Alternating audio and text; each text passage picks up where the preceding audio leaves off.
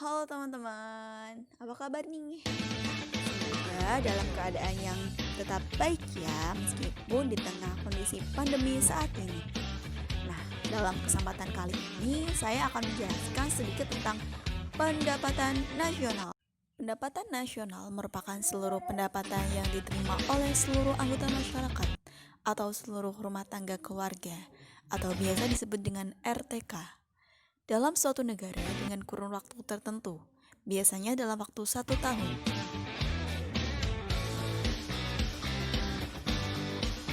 Manfaat perhitungan pendapatan nasional diantaranya adalah 1. Mengetahui tingkat kemakmuran suatu negara. 2. Mengevaluasi kinerja perekonomian dalam skala tertentu. Ketiga, mengukur perubahan perekonomian dari waktu ke waktu. Keempat, membandingkan kinerja ekonomi antar sektor. Kelima, sebagai indikator kualitas hidup suatu negara. Keenam, sebagai indikator perbandingan kinerja ekonomi antar negara. Ketujuh, sebagai indikator perbandingan kualitas standar hidup suatu negara dengan negara lain. Kedelapan, sebagai ukuran dan perbandingan pertumbuhan ekonomi dari waktu ke waktu. Kesembilan, sebagai ukuran dan perbandingan pertumbuhan ekonomi dan kekayaan antar negara. Konsep pendapatan nasional. Dalam menghitung pendapatan nasional dibutuhkan kategori-kategori dalam pendapatan nasional itu sendiri.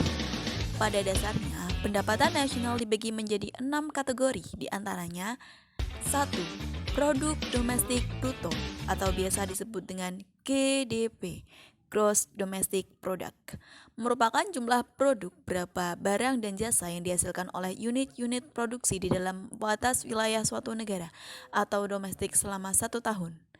GDP sendiri didapatkan dari pendapatan masyarakat dalam negeri ditambah dengan pendapatan asing dalam negeri. Yang kedua, produk nasional bruto atau biasa disebut dengan GNP, Gross National Product, merupakan nilai produk berupa barang dan jasa yang dihasilkan oleh penduduk suatu negara selama 1 tahun, termasuk yang dihasilkan oleh warga negara tersebut yang dihasilkan di luar negeri. Contohnya seperti seorang pria dari Indonesia yang menjual pakaian di Malaysia. Hasil berupa barang dan jasanya terus masuk dalam GNP. GNP sendiri didapatkan dari pendapatan warga negara Indonesia dalam negeri ditambahkan dengan pendapatan warga negara Indonesia di luar negeri, dikurangi dengan pendapatan asing dalam negeri. Yang ketiga adalah produk nasional neto atau biasa disebut dengan NNP, National Netto Product.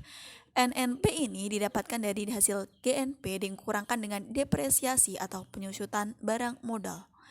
Penyusutan adalah penggantian barang modal bagi peralatan produksi yang dipakai dalam proses produksi, umumnya bersifat taksiran, sehingga dapat menimbulkan kekeliruan meskipun relatif kecil. Yang keempat yaitu pendapatan nasional neto atau biasa disebut dengan NNI, Net National Income, merupakan pendapatan yang dihitung menurut jumlah balas jasa yang diterima oleh masyarakat sebagai pemilik faktor produksi. NNI ini didapatkan dari hasil NNP dikurangkan dengan pajak tidak langsung. Pajak tidak langsung sendiri adalah pajak yang bebannya dapat dialihkan kepada pihak lain seperti pajak hadiah, pajak penjualan, dan lain-lain. Yang kelima yaitu pendapatan perseorangan atau biasa disebut dengan PI, Personal Income, adalah jumlah pendapatan yang diterima oleh orang dalam masyarakat, termasuk pendapatan yang diperoleh tanpa melakukan kegiatan apapun. Misalnya gaji seorang pegawai negeri maupun pendapatan pengusaha yang didapatkan secara berantai.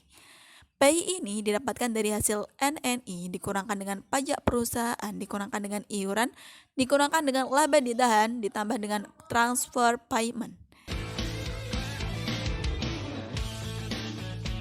Yang keenam adalah pendapatan yang siap dibelanjakan atau biasa disebut dengan disposable income, yaitu pendapatan yang siap untuk dimanfaatkan guna membeli barang dan jasa konsumsi, dan selebihnya menjadi tabungan yang disalurkan menjadi investasi. DI sendiri didapatkan dari hasil PI dikurangi dengan pajak langsung. Pajak langsung sendiri adalah pajak yang bebannya tidak dapat dialihkan kepada pihak lain seperti pajak pendapatan.